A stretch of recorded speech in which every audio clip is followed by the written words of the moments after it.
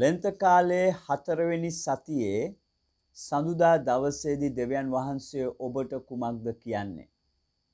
ගීතාවලියේ 30 වෙනි ගීතිකාවේ පද කිහිපයක්. පින්වතුනි, සමිඳුන්ට ගී පසස් නගන්න. ඒ නිර්මල නාමයට තුති ගී ගයන්න. මන්ද එතුමන්ගේ උදහස ඇසිල්ලකට පමණය. එතුමන්ගේ කරුණාව දිවි ඇති තාක්‍ය. රැයේ හැඬීම පවති. උදය ප්‍රීතිය උදා වෙයි. සැප සම්පතේදී කිසිදාක මම නොසෙල් වන්නෙමි කියාගතිමි. සමිඳුනි, ඔබේ කරුණාවෙන් ඔබ මා නොසැලෙන පව්වක් මෙන් තහවුරු කළසේක. එහෙත් ඔබ මා කෙරෙන් සැඟවුණු විට මම කැළඹුණෙමි. සමිඳුනි, ඔබට හඬ ගැසීමි. සමිඳුන් හට කන්නලව් කෙලෙමි. මා වල පල්ලට ගිය විට මාගේ මරණෙන් කුමක් වේද? පොළොවේ පසට හැරුණු අයට ඔබේ සත්‍ය පැවසිය හැකිද? සමිඳුනි, සවන් දී මට කරුණා කළ මැනව. සමිඳුනි, ඔබ මාගේ සරණ වූ මැනව. ඔබ මාගේ දුම්නස සොම්නසට හැරවූසේක. ඔබ මාගේ ගෝනි රෙදි මුදා තුටුපිලියෙන් මා සැරසූසේක. දැන් ඉතින් මම නිහඬව නොසිටිමි. ඔබට ගී පසස් ගයන්නෙමි. මාගේ දෙවි සමිඳුනි, සදහටම ඔබ හට ගී ගයන්නෙමි. නව ගීතිකා පොතේ ගීතිකාවක් තියෙනවා මෙන්න මේ විදිහට.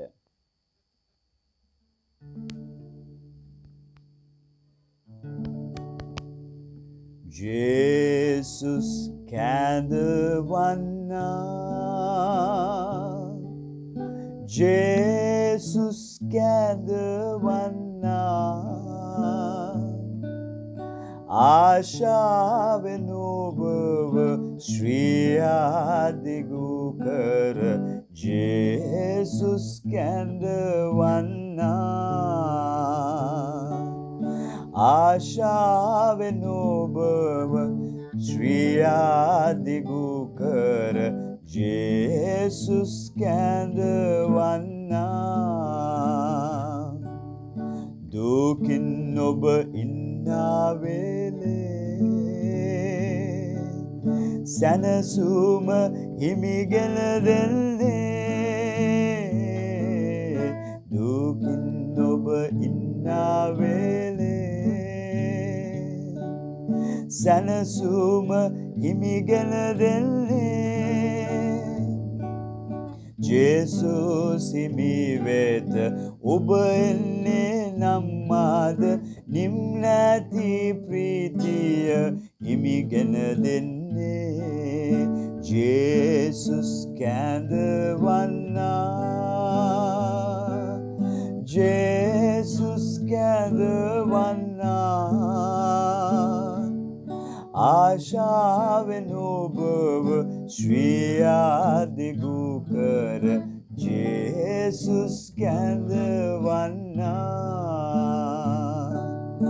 ආශාවෙන් ඔබව ශ්‍රියාදිගු කර ජේසුස් කැඳවන්නා.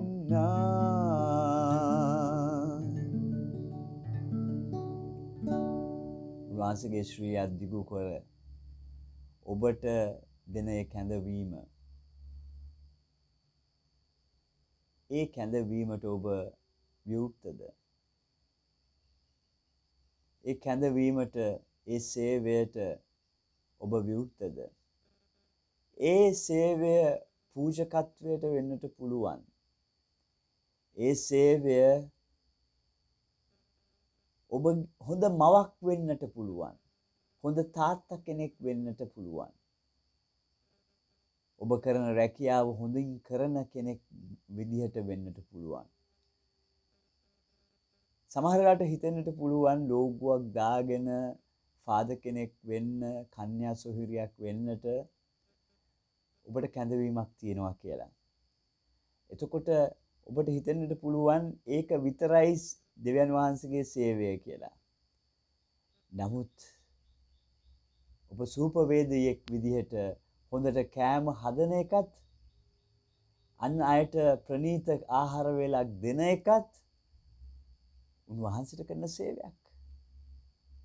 ඔබ අම්මා කෙනෙක් විදිහට හොඳ අම්මා කෙනෙක් වෙන එක, තාත්තා කෙනෙක් විදිහට තාත්තා කෙනෙක් වෙන එක, හොඳ තාත්තා කෙනෙක් වෙන එක, හොඳ සහෝදරයෙක් වෙන එක, හොඳ සහෝදරියක් වෙන එක, හොඳ ඥාතියෙක් වෙන එක, හොඳ මිතුරෙක් වෙන එක, ඒකත් සේවයක්. ඒ නිසා උන්වහන්සේගේ කැඳවීම හරියට තේරුම් ගන්න. ඒ කැඳවීමට අවනත වෙන්න මේ චතාරිකයේදී ඔබට හැකියාව ලබා දෙනසේක්වා. ජේසු පීඨයි.